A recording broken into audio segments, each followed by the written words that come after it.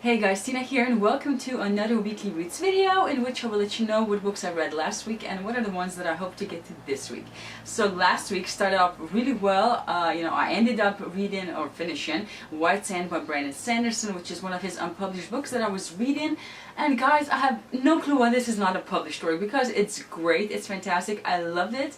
I want more of it. And it's been edited, it has been definitely, and yeah, there, needs to be a little more work put into it, but seriously, it's so good. It tells the story of Kenton, who lives in this world that, it's a locked planet, so it doesn't revolve around itself. So it has a day side and a dark side, and Kenton lives on the day side where, there are these sand mages. So, you can use a bit of sand, and then for magic you can use it to lift yourself, to kill people, to do, different sort of things. And they're sort of, a lot of people don't really like them, so they have problems. And Kenton always wanted to be a sand mage because his father is a sand master. He's like at the top of all the sand masters, and Kenton wanted to be one of them as well, and he's not really good at it. So, he has struggled throughout his life to get his father's approval and to be a sand master and all that. And when, things happen and yeah, it's a great story anyways. And then we have Chris, who is from the dark side, and she is sort of part of this expedition that came looking for her missing fiance. And it's really fun. I really enjoyed her part because she's traveling with a group of scientists, anthropologists, linguists, and things like that. And she's also an educated woman, and it was so fun to see them, to sort of dissect the culture of the day side and all that, and just try to figure out what's going on and how this culture works and all that. It was so much fun to read about. Really, I enjoyed it. The ending sort of was a bit rushed, but in Brandon Sanderson's way, it was satisfying. But the ending part of the ending is what I didn't really like, because it definitely, it shows that there was meant to be more books, because I think this was supposed to be a trilogy, and I hope it is one day, not just in the graphic novel format, but an actual, novel kind of trilogy. And yeah, I really loved it. But who's surprised anyways, And then the next book that I managed to finish is the last book in the finishing school, which is Manners and Mutiny by Gail Carriger. So this is one series that I now finished, and it was enjoyable as always, as I mentioned a few times now in my last videos. This is the story of Sophronia. She goes to this finishing school because her mother has just given up on her. She's a tomboy, and she's not ladylike, so she went to this finishing school that does a little bit more than just, polish the ladies, but, there's also poison study and assassinations and seduction and all that in it, in the curriculum, and her mother, well, didn't know that. So anyways, Sophronia fits in there just fine. And throughout the series you see her sort of get entangled in this mystery of, because this is a steampunk world, so sort of 18th, 19th century era Great Britain and all that, but it's slightly different. There are vampires and werewolves and ether in the air and all that, so it's slightly different than the actual historical past. And there are these valves that, people do not know what exactly they're going to be used for, but not for good stuff. And anyways, this is a story that she explores, what is happening with those valves, what's going on, who's in trouble, who's in danger and all that. So that's like the overarching plot, which I'm messing up here completely. But anyways, and in each book you get to see a bit more of that story, and it's all adventure and humor and just fun. These are light because they're young adult and really enjoyable. I love the characters, I loved her friends.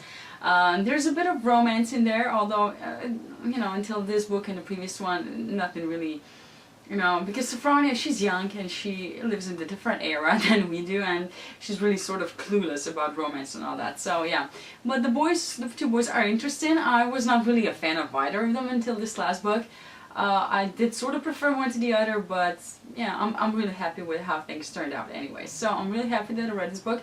There's this one character in this story called Vivi, and I really wish that we could see a series about her, because she's a really fun character as well, and she has a different path, and I think books about her would be hilarious. So I'm just putting that out there, Gail Carriger, in case you happen to watch this. But yeah, anyways, then because I'm just silly, I decided to start listening to The Cuckoo's Calling by Robert Galbraith, aka J.K. Rowling. Now this was not a planned book because I was supposed to read another one. It's, I have this arc that I have to read, but then I saw it on Facebook or Twitter or somewhere that the TV show Cormoran Strike is starting.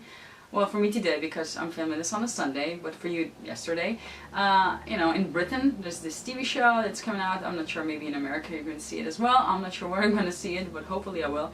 And I just got this urge to reread these books because I love them. I'm a huge fan of them, and right now I'm listening to them because, well, I don't have the time to read them. But anyways, I think it would be better if I read them actually, but I'm just babbling here. Anyways, this is about Cormoran Strike. He's a private detective and he has this temporary secretary, Robin, that is helping him out, solving cases. And in this first book, there's a murder of this famous, I think she's a model. And yeah, it's supposed to be a suicide, but her brother is not really satisfied with that conclusion, so he hires Cormoran to look into it, and that's exactly what we get. I love these stories. They're not like really fast-paced or anything. They're pretty slow. They're more focused on the characters, and I really like that because Cormoran and Robin are fantastic, and I love these two. Anyway, so this is something that I'm going to be listening in next week as well. But yeah, it's not going to be a priority, but I am loving it so much. So moving on to what I'll actually be reading next week. I still have to read The Daughter of the Burning City by Amanda Foody, which I haven't gotten around to reading this week. It's a young adult book, fantasy book I think. It's about this girl who lives in this carnival or circus or something, and she's able to create illusions, and then her illusions start to die off, and it's quite surprising for her because she wasn't aware of the fact that they can actually die. So it sounds really interesting still, and hopefully this week I will actually read it so I can review it and let you guys know how I felt about it.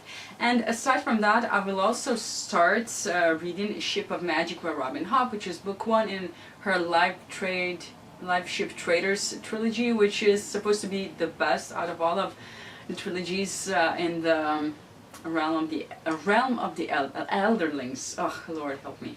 Anyways, I have been promising Julie from A Girl in a Book that I will be reading this book soon for like, I don't know, last 2 months or more, and I'm finally picking it up. I thought that I was going to read all of Robin Hobb this year, but then I just decided to read all of the finished series that I own, and that sort of pushed Robin Hobb aside, but here I am picking another of her books up finally. So as far as I know, this is about a family that are, in shipping business, and they have these ships that whenever someone from their family is on them, the ships come alive or something like that. I'm not sure. I'm just thinking that that's what I wrote. Anyways, they're supposed to be the best books, and I'm just looking forward to them. Anyways, those are all the books that I hope to get to next week, and at least one of them should be done by next week. And if it's not The Daughter of the Burning City, you should really scold me, guys, because that one needs to get read. Anyways, let me know down in the comments if you have read any of these books and how you felt about them, and thank you for watching this video, and see you in my next one. Bye!